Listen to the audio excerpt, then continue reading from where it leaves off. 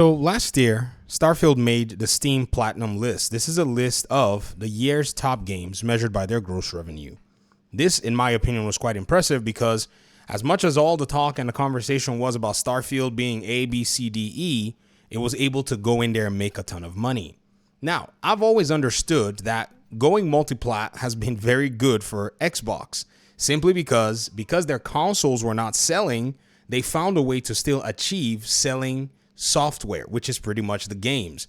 And at the end of the day, games are actually what's going to make you more money than console sales.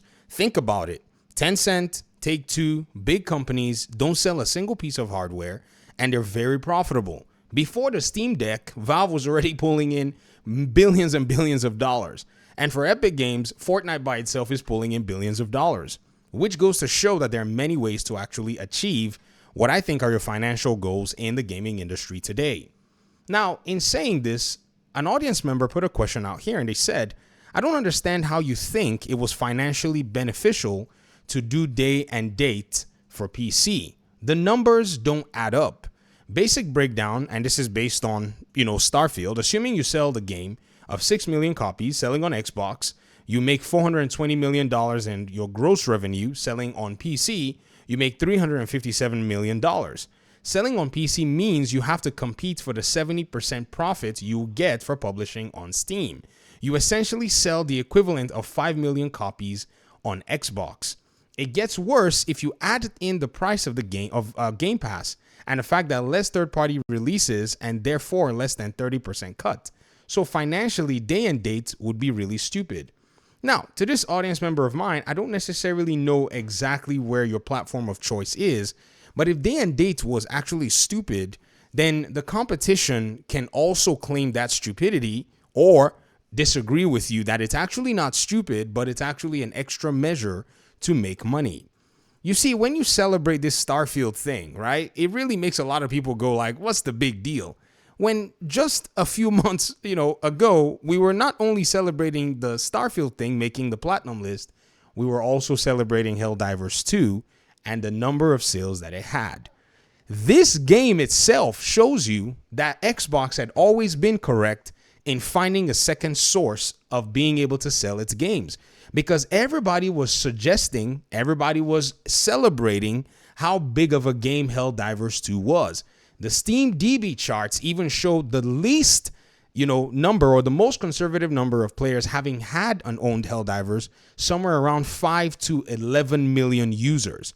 In fact, the player base of Helldivers continues to always, in a sense, beat out many other platforms when you look at it compared to PlayStation as many other platforms. Its second platform, which was actually supposed to be a PlayStation game, it's usually playing higher or actually, in a sense, getting much more in terms of shine on PC than it is on Xbox. These are the charts from Matt Piscatella for the week ending September 14th. He's also gone ahead to update that chart for the week ending September 28th, and you see that Helldivers 2 has actually moved up. People are playing it just as much as they want to play Space Marine 2, Warhammer, that they want to play Deadlock, Counter-Strike, which is number 1, Deadlock being number 2. On PlayStation, it's nowhere to be found. So if your analysis or if your comment is actually anything to write home about, then PlayStation also had to compete for that 30% revenue on Steam's platform. There was Game Pass, but there were also people who bought the game on the Xbox platform, just as there were people who bought the game on PlayStation's platform in terms of Helldivers 2. When you make these comparisons, be very, very careful when you point out that what Xbox is doing is stupid when not paying attention to the fact that PlayStation is doing the exact same thing.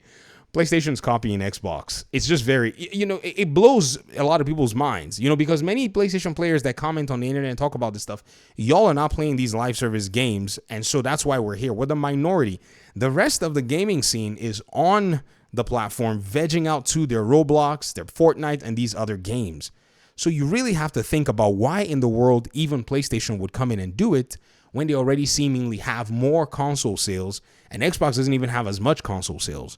It's simply because the 70% cut is worth every dime of it. And the 30% going to another platform holder is also worth every dime of it. If everybody makes money and you make money, it's fine. Xbox understands this more than anything now because they finally had to crawl their way up to this position that they're in. And they understand that if everybody makes money, everybody is happy, everybody is fine. And that's why ID at Xbox at the inception was very free with the way it was giving money and signing a lot of Game Pass deals. It really put a lot of developers on the path to actually break out of their first games and then now start making games subsequently. And Xbox, even if they don't have to rely on these particular developers now, a lot of these developers are not going to make their games and leave Xbox out of the equation. It just makes no sense for them. And even if they leave Xbox out of the situation, it doesn't matter. Gamers get more games at the end of the day, and that's always a good thing. So this, in my opinion, day and date, is proven heavily that it was necessary, even more for PlayStation, by looking at Helldivers' numbers than even Starfield. Because Helldivers was able to net at least 12 million in, say, the most conservative overall total for PS and PC in terms of the number of sales. What's even crazier, ladies and gentlemen, and I even want to put this out here because I think it's the most asinine thing, is that Xbox sold Starfield with an early access edition that brought in an estimate of at least close to 2 million players who paid the most amount they could for the game. And the game in its base price cost more than Helldivers 2 because Helldivers 2 was a $40 game on PC as well as PlayStation. So if anybody needs the PC platform at this moment, PlayStation is the one. Xbox has already been leveraging, enjoying it, and establishing itself up here. I've been telling y'all that PlayStation is behind. They really are. They know that they are. They published it in their own threat analysis before it got leaked. They knew that, man, we are literally behind the competition. We just, have not had a way to deliver games to PC, and we need to deliver games to PC. It's evident. A lot of these folk telling me, someone was still asking me even as early as this afternoon, does PlayStation bring games day and dates to PC? I almost broke out laughing because it just feels like I'm chatting sometimes when I'm responding to comments. It feels like I'm actually responding to drones. It's so weird because we'll all be seeing the same thing, yet some PlayStation fan wants me to doubt what it is that they're seeing. Like they're literally seeing the same thing I'm seeing, but they want me to doubt what they're seeing. It's insane. Like it really does baffle me how they come up with these things. And again, more and more it proves itself. Because we have short-term memory, we're forgetting. Marathon is going to be carried by PC. You bet it will. Why? Because a lot of these PlayStation folk, they are dead on in their Call of Duty. They just love it more than anything. I'll digress. I'll put this video out here. I'm just sitting here, folks. The comments, they keep coming in. They're very surprising at the end of the day. It's wild, isn't it? Because again, this person is saying this from this perspective and talking about console sales. They did not factor in the $200 loss you will basically make on each Xbox Series X you sell and a $100 loss you also incur for a Series S. Add that to your math. And thank you for watching the video. Peace out.